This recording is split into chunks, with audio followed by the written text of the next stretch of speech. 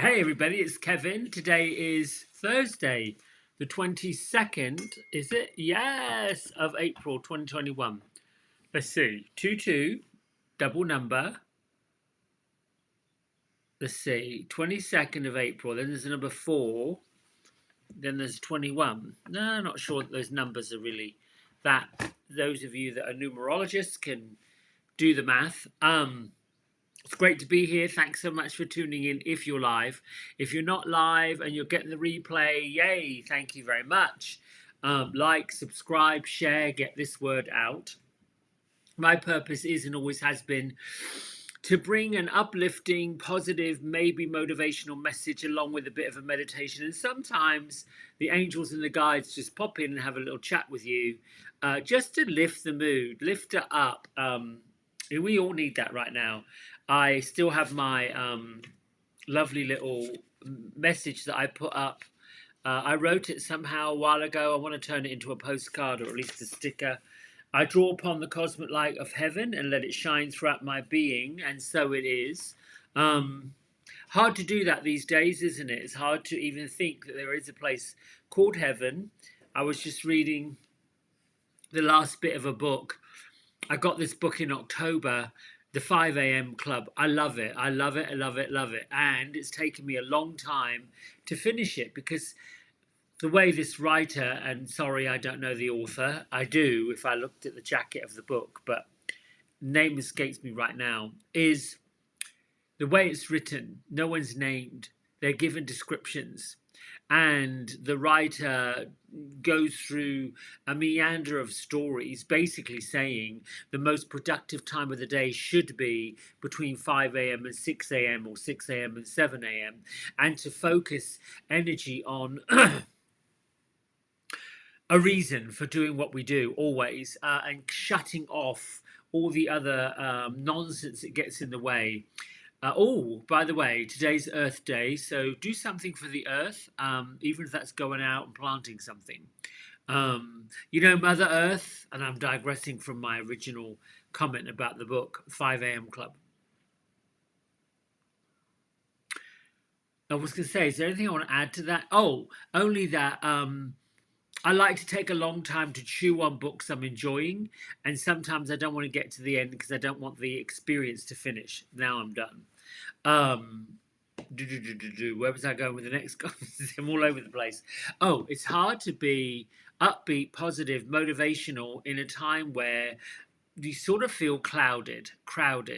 For 12 months or more, we have been under the control of different governments, different agencies, and all these people are speaking what they're going to do, what they should do, what they're not going to do, what they are going to do, what we should do, what we shouldn't do, how we should do it, when we should do it, all of this. And I've often wondered, I wonder, this is just me being me, I wonder why that is causing such an upheaval.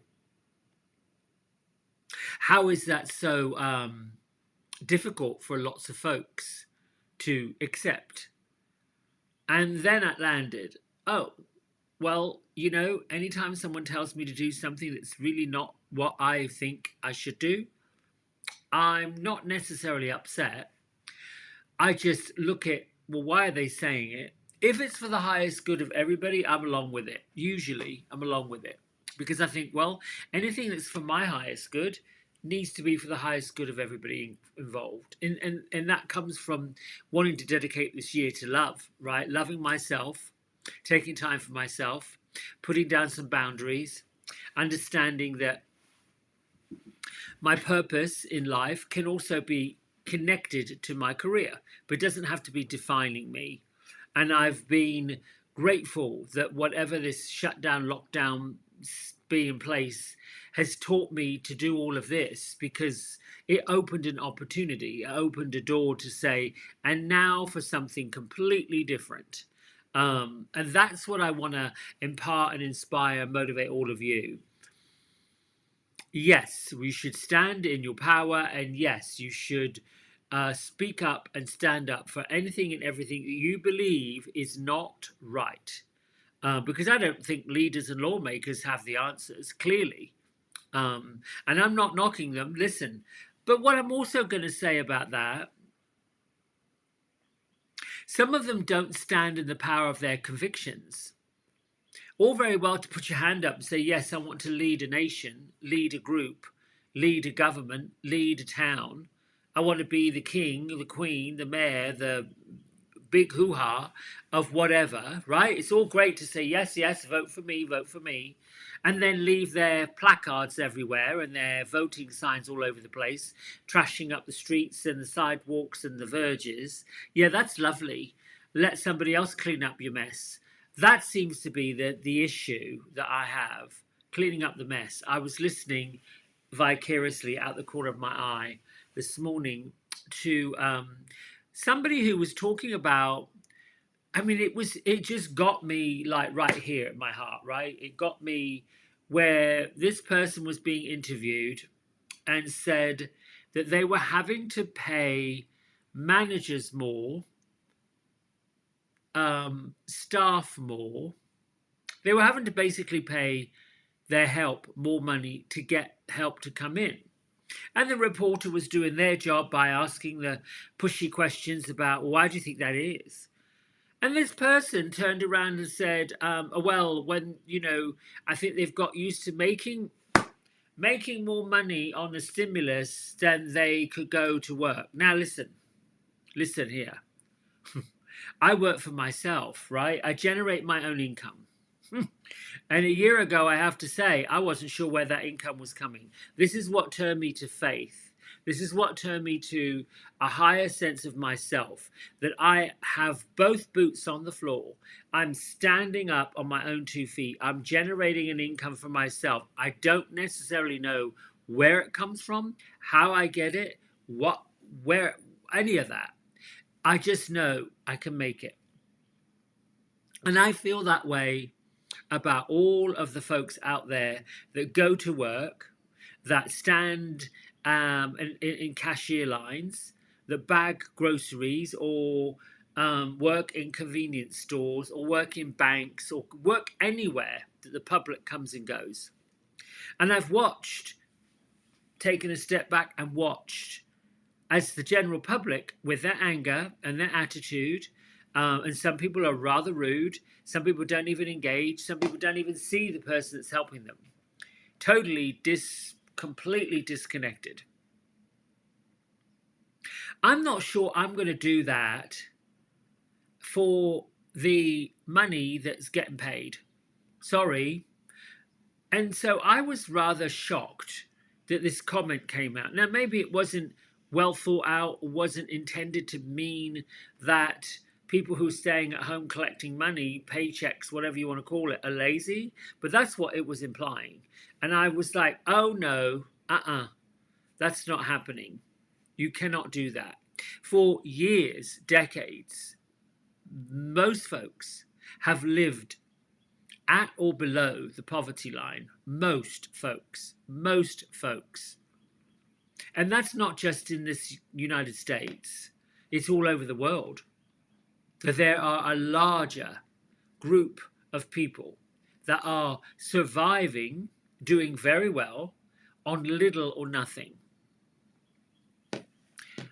I wonder what would happen if you switched that over and said, I don't know what would happen, but it's beginning to show up. It's beginning to show up in a different place, a different level. There's an energy that's emerging that is powerful. I'm not a big proponent of cancel culture. I find that to be a little finger pointing, blaming. I like to look at the balance. I like the idea that if I don't agree with something today, I may change my mind tomorrow, but I've got to get in front of somebody who has a different opinion to teach me. I don't profess to know everything there is to know, but I'm willing to learn. That's always been my case. I will say, might have started off perfect, but some of the things I do say and care about are not as perfect as what someone else might think. Do I care about other people's opinion? It depends on whether or not that person means anything to me, or if I know them. Or, big exclamation point, if what they have to add, say, suggest in terms of feedback, constructive comments, yes, I am definitely up for it.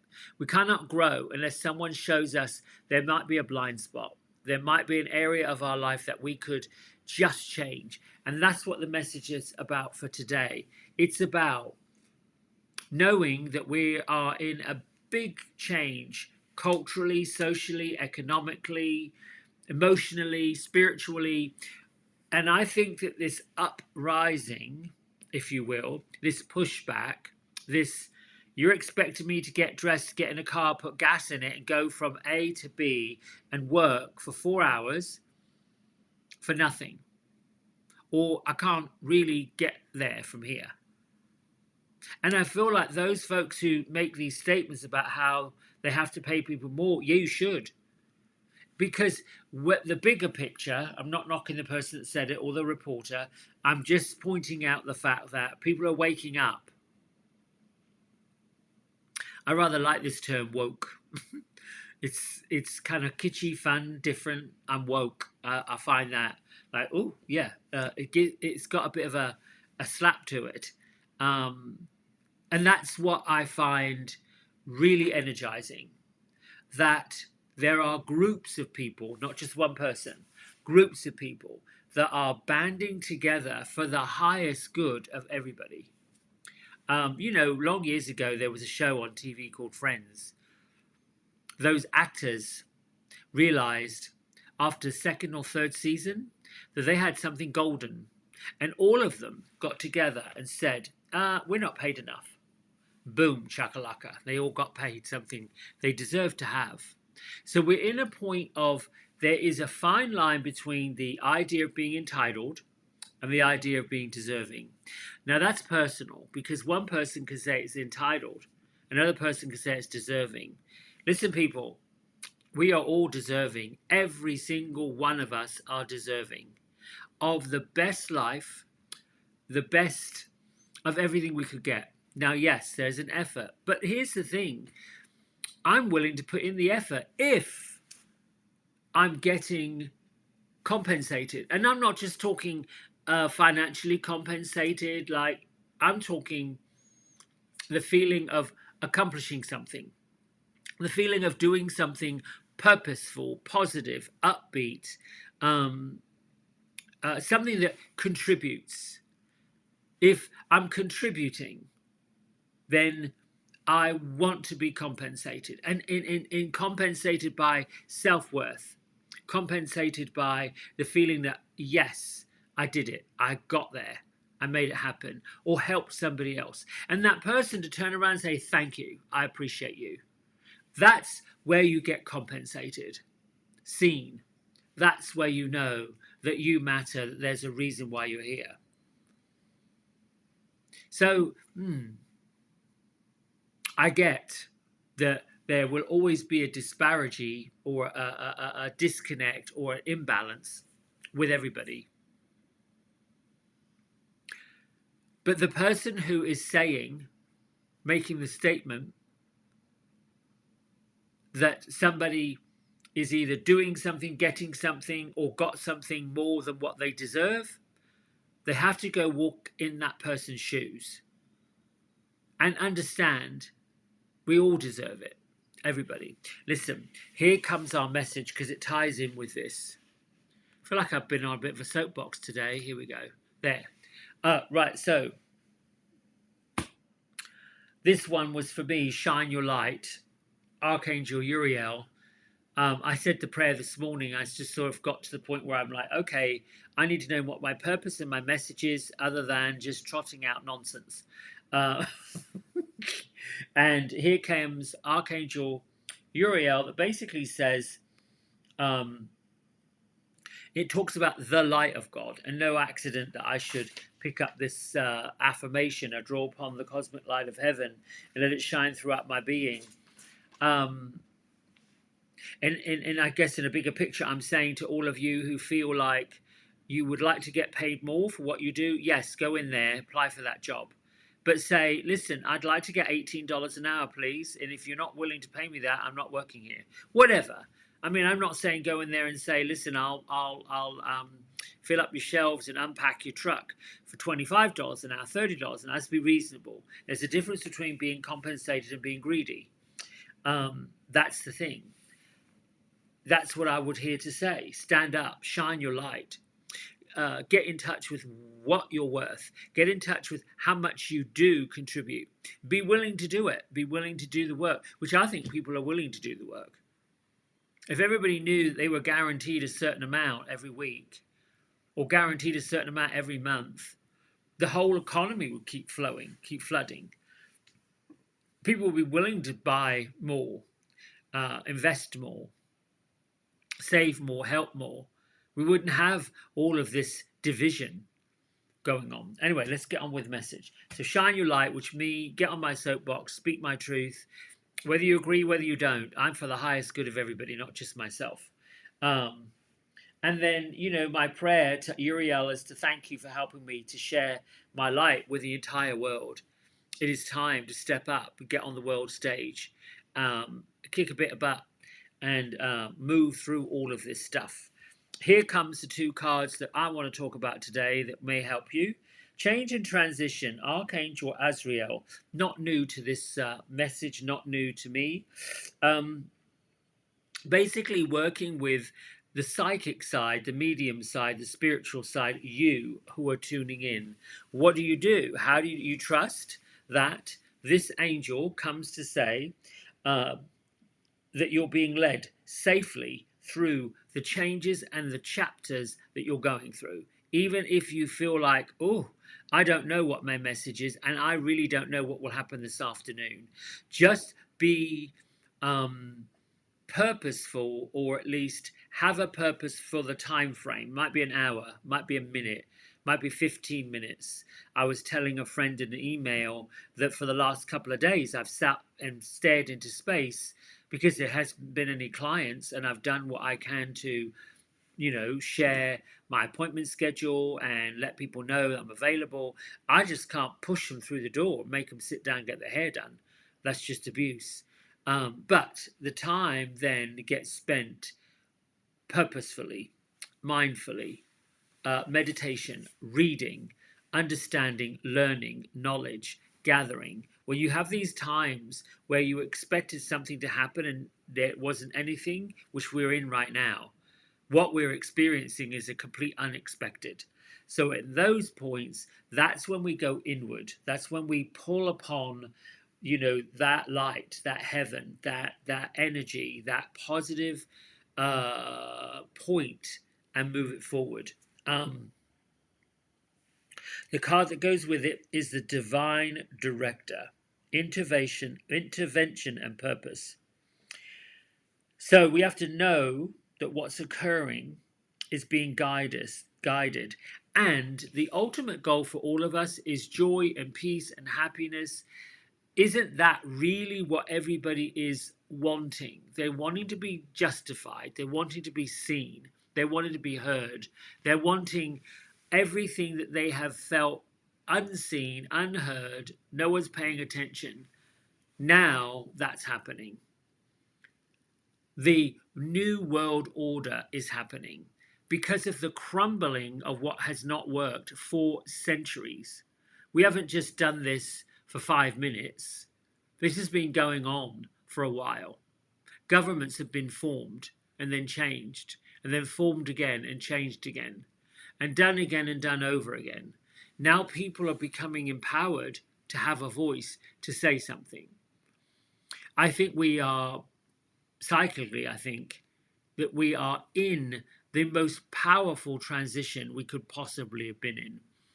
It sort of started at the end of the First World War, around about the 1920s. You remember, if you study history, several thousands, hundreds of thousands of soldiers died suddenly in that First World War. And then they went through a period of relief when it all stopped, when the mayhem stopped. And we got into the roaring 20s. And the roaring 20s were where women did not have to wear corsets. They wore these flapper dresses. Music became more jazzy. Things began to get a little more heady, crazy, off the wall. That's when haircuts, women were walking off to barbershops and getting what they call the bob. And then came the 1930s, a false sense of security, where those with money and power began to understand there was an opportunity to do these investments and to play with the stock market. And in 1937, 8, 9, the huge crash, this gambling, this craziness happened, and we were plunged, or at least wealthy folks were plunged into the depression. People didn't have any money. All the money that they had invested was gone. Poof, up in smoke.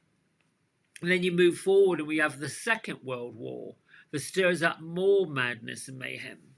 And that goes on for 6 years. And then that comes to an end, and most of Europe was in a big old rubbish pile, heap of rubble. Family members were lost. There are still soldiers who fought in that war who are still around to remember it. It was heinous, it was horrid. There were people being oppressed, killed, gassed, treated abominably. And then it comes to an end. We move into the 50s. Once again, here comes rock and roll, anarchy, craziness, people going mad. There's a sense of, well, we've got ourselves back together again. Then in this country comes the Vietnam War, where there's another one, uprising, craziness, nonsense, madness, mayhem. And then in Europe, we had, the Irish who wanted to fight for their freedoms against the British. And there was all of that sudden craziness, madness. Then towards the end of the 70s into the 80s, we get that lull again. Punk rock happened, free speech happened, bisexuality happened, freedom of expression happened, the gender bending began. All of those types in history sort of turned around and we had a little sense of equality. And then something happened in the 90s. Fashion became grungy, literally. Hair became flat and floppy, literally. No one was getting glammed up. No one was really paying a lot of attention to the way they looked. I mean, it didn't matter whether you put a crumpled shirt on or a t-shirt, or what you went out looking like. And we have Y2K. Let's just scare people to death to think that whether you have to get all your money out by December 31st, 1999, because when the clocks turn to 2000, all the money's going to be gone. Well, that never happened. And so we go fast forwarding, and then the awful events of 9/11, on we go again. So we have these waves of mayhem, mischief, badness, darkness, malicious intent, terror, which I think we're kind of in there now. And then we have these times of where everybody gets along. Peace. So right now, we're in a different type of change. And what's emerging has not emerged yet before, has not come yet. An awakening, a consciousness, a feeling that we are all equal. Young people are looking at other young people. If they don't, you watch them. If they don't have it, they're willing to share it. They're wanting their fellow brethren, whether it's a man or a woman. And now we're pushing the gender equality. Now, there is no gender. Does it matter? No, not really. You can choose whatever you want to choose. You can be whatever you want to be. But if you're going to be it, be it. If you're going to stand for it, stand for it. If you're going to convict to it, convict to it. Focus on it. And that's what this message in these cards is saying. There's a difference. Sometimes you have to be a little bit pushy, tiny bit rude, a little bit like, oof, up in your power. You've got to get there. But to stand and think that it's somebody else's fault that you feel the way you feel, Maybe it is temporarily, but you're the one that holds the keys to do something about it. I'm a firm believer in I want to treat everybody with love and respect and shine that bright light that I've got, because there's so much darkness there. There's so much oppression there. There's so many people upset, angry, offensive, all of this. So at least I want to try to lift it, shift it, and make things better. I don't know how I do that unless the people themselves that I'm helping or trying to or sharing are on board with it, or looking for it, are wanting it. We have to get to the place where we can trust each other, trust in some kind of process. I like to believe that the process is changing for the good, but I think it's going to take a while.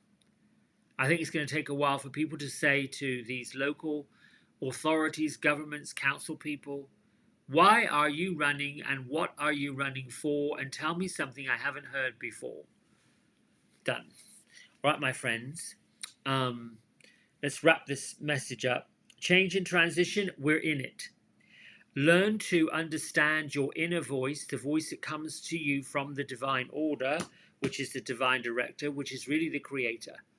You're going to be getting information that you didn't have access to before. Pay attention. And know that everything you're experiencing is guided, that you're supported, even if it's not by other humans. It is going to be by something, some energy. You'll turn the corner and find out whatever you wanted is right there for you. Just trust it. Trust in yourself, and trust that if you do something for the highest good of yourself and everyone else, you'll get there. Here, let's read from Melody Beatty's Journey to the Heart. I'll put my... there we go. I hope that wasn't too much. And please feel free to get down there in the comments and share your truth and share, well, listen, I don't necessarily agree. That's fine. I'm not here to convince you. I'm just here to give you, well, my angle on it. All right. So let's get to the 22nd of April. It says, on the other side of fear is joy. Oh! Climb over the wall of fear. Fear can be like a brick wall on our path. We may say we want to move forward. We may want to feel better, do something new, live differently, go to the next place on our journey. But if we have unrecognized fears about that, we may feel like we've hit a wall we don't know we're afraid of. The fear is tucked and hidden away. All we can see is that.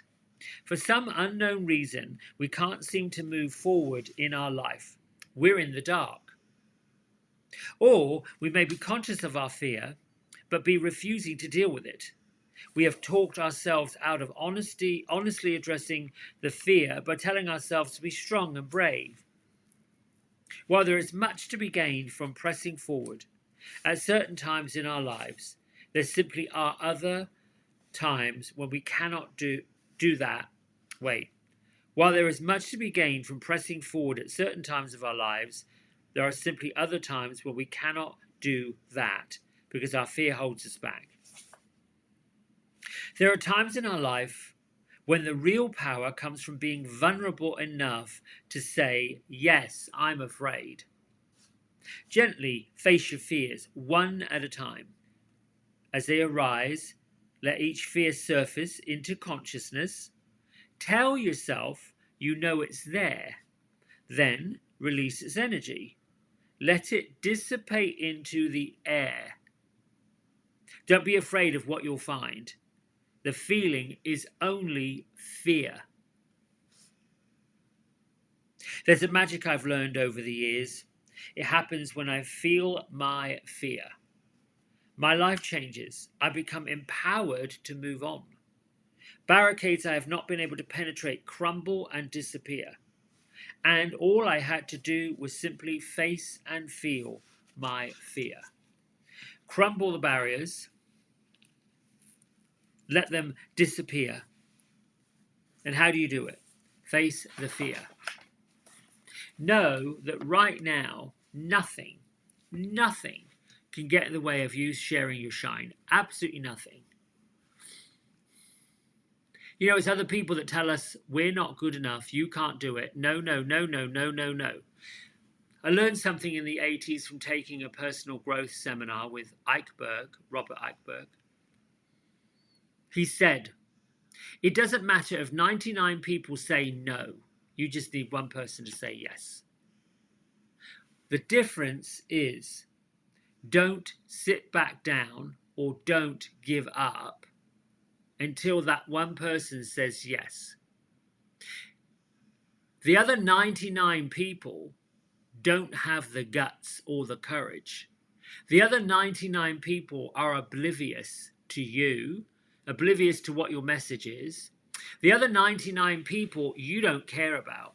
You care about that one that said yes. And there are lots and lots and lots of stories of encouragement of people who said yes and then went on to be amazing. Yes, there was fear. Have you ever asked for something and someone said, yeah, there you go. And you've been like, oh, I didn't expect that. They say be careful what you wish for because you'll get it. And that includes the stuff you say you're not good enough for. That shows up all the time. That shows up as frustration because you said it. You didn't believe in going for it, grabbing it, saying, yep, I'm going to do it. You just said, yeah, I don't think so. Not sure that's for me. I'm not, no. It's not really what you mean. And there's a reason why we become envious somewhat of other people that achieve these incredible things, because they were daring enough to do it. They were daring enough to say, well, why not? Who's going to stop me? There's a difference. I've always believed that well-behaved people, that's people that sit in a box and, you know, kind of like do their thing that they're expected to do. There's a difference. Well-behaved people stay in that box of safety. They don't push. They don't shove the boundaries out the way. They don't really face their fears. They stay in this box of safety. We've got this opportunity, all of us, mankind, along with the love of Mother Earth, to just push and move forward.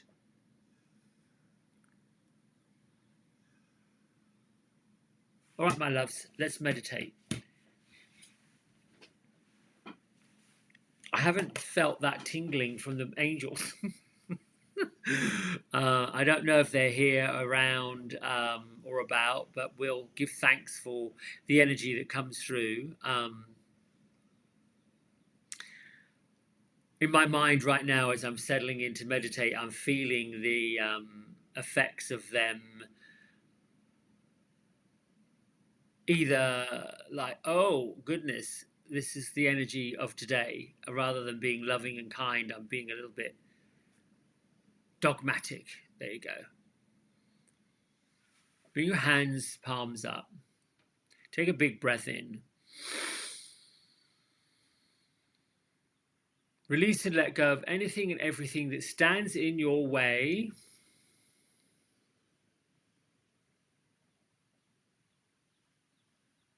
Bring your mind to the soles of your feet. Allow your feet to glow. Think of your feet as being wonderful plants, wonderful foundational flagstones, always being supported by the love and the grace of the Mother Earth.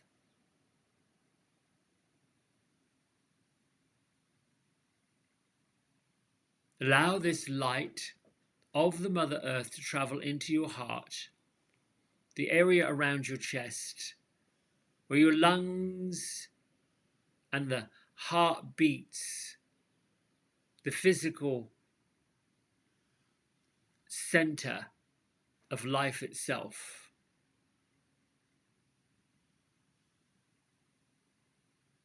Bring your mind up to your third eye center, the area between your eyebrows.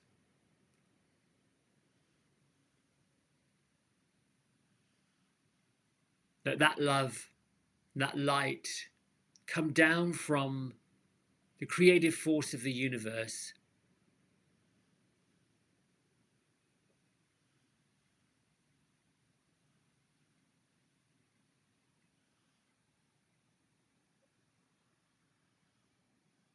Just let the light flood through you.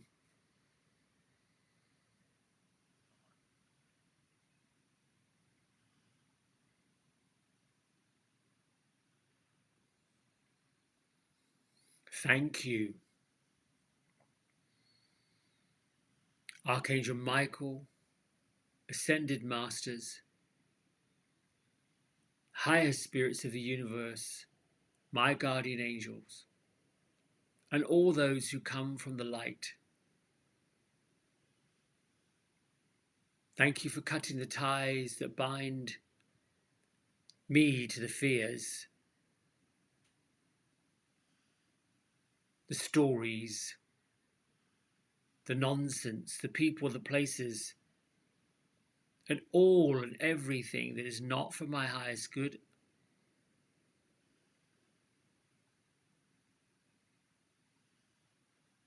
Thank you for cutting and removing those binds and blocks now.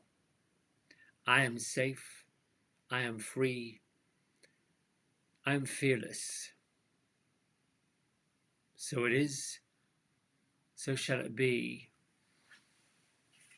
I'm the keeper of my mind and my body. Wherever love flows, fears a stranger, and love is flowing right here with me. I am the love.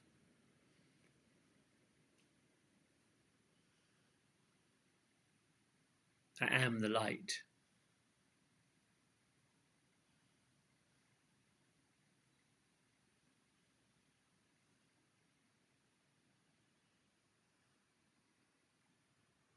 Thank you, angels, archangels, masters,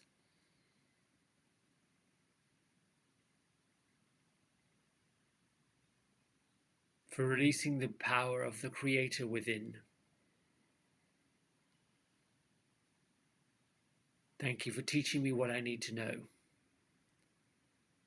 Thank you for teaching me what I need to share. I'm willing to listen, willing to receive, willing to teach, willing to grow.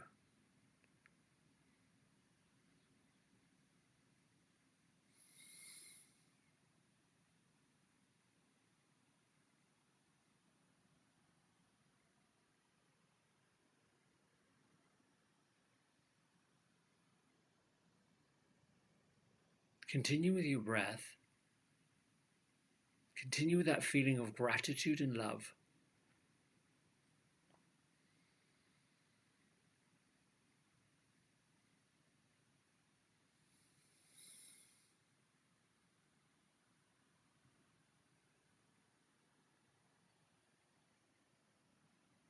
Open up your heart chakra, that area at your chest,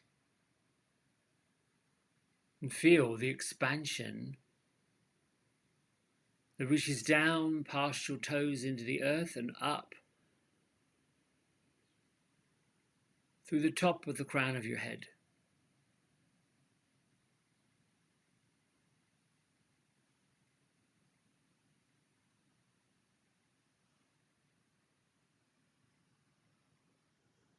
With every breath in, expand the intensity, the power of the light outward.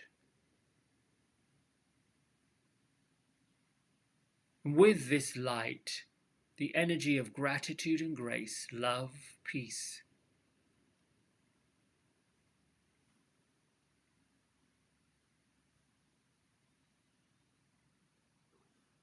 Wherever there is fear,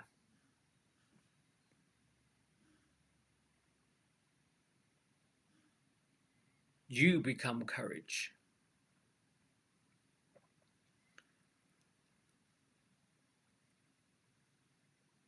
Wherever there is darkness, you are the light.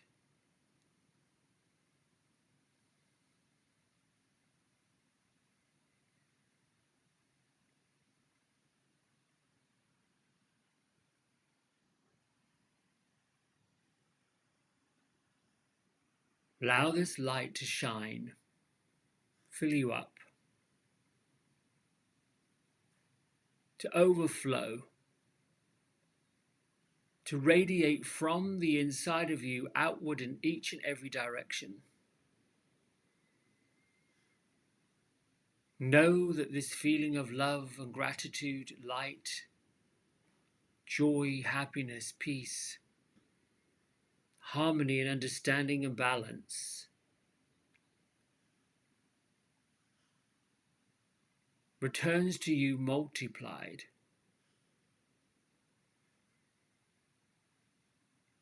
The supply of this energy that you generate from you is endless.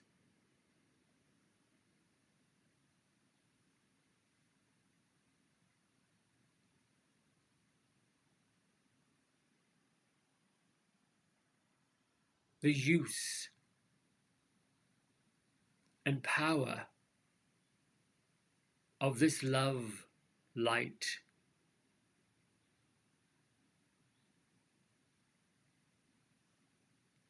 causes you to feel good.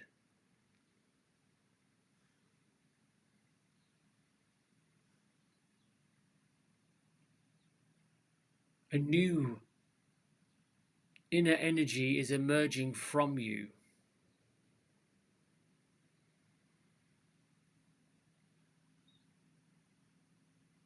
Through the vibrational light of the Creator and the love and support of the Mother Earth and all of the energy that continues to generate for the highest good of yourself and those that you come in contact with.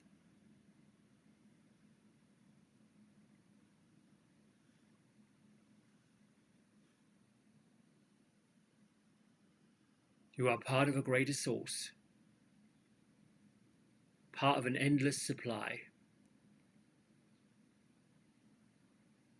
There is no limit or lack to your capabilities, opportunities,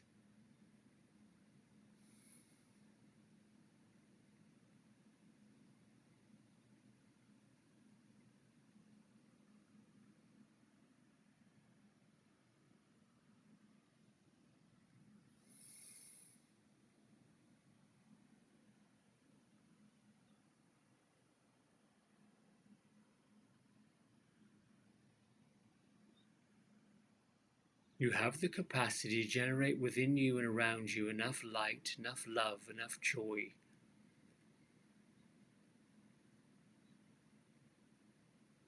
that can empower and impact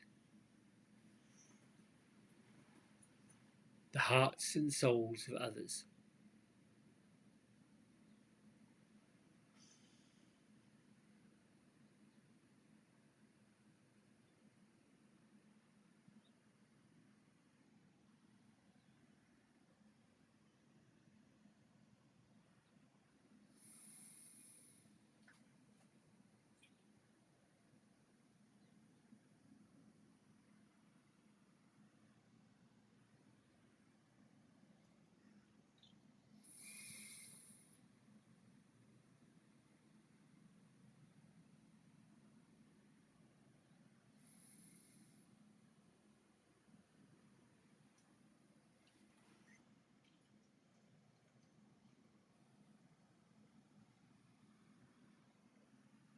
Bring your hands to prayer at heart center.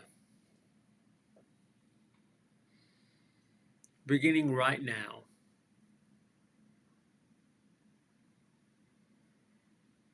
Love yourself.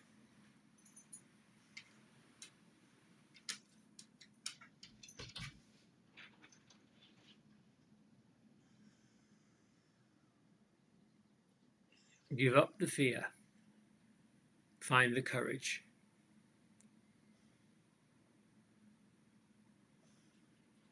Lift your thumb knuckles to your third eye center and then send that love, that light, that courage to anybody and everybody that needs it today.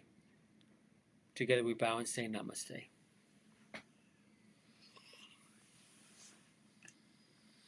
Thank you, my friends. That felt good. That felt good. That felt good. I love you. Have a great Thursday. We'll be back Friday morning with more. And I'll chat then. Bye.